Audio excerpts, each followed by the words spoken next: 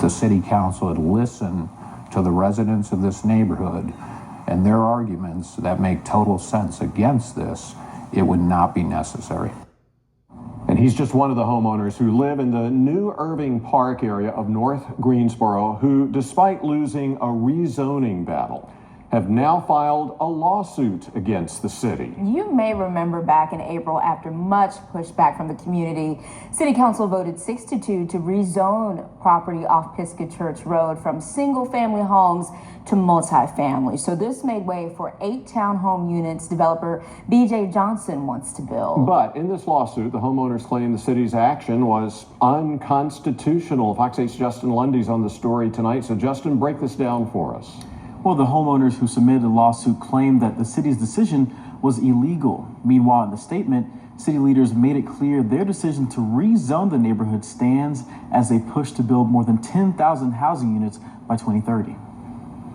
Us doing this, might open the eyes of city council and other neighborhoods. This can't happen. Homeowners in New Irving Park aren't giving up to prevent their neighborhood from changing. In April, city leaders paved the way for a developer to build multifamily homes in the area.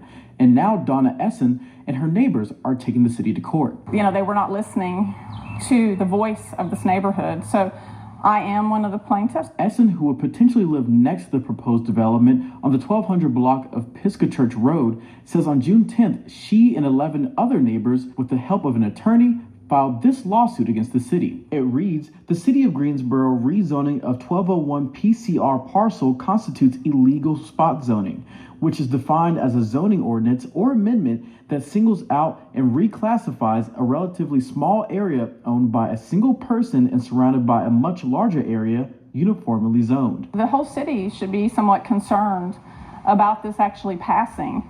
In this residential R3 neighborhood, they've taken a 0.86 of an acre lot and turned it into multifamily. This can't happen.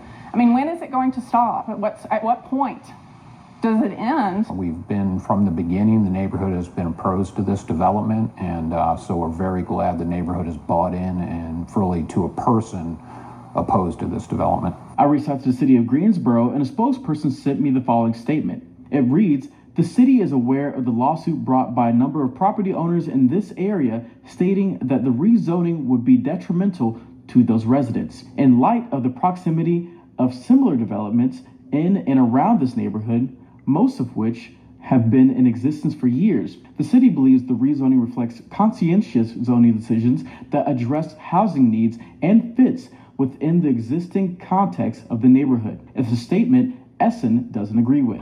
Their statement, we won't believe that. It's just inaccurate, I think. So unfortunately, we did have to get to this point. That's how strongly we feel that this is not the correct decision. While a spokesperson for the city of Greensboro responded to my questions today, Esson's attorney says the city has 30 days after the lawsuit was filed on June 10th to respond. All right, Justin, thank you for staying on top of that for us.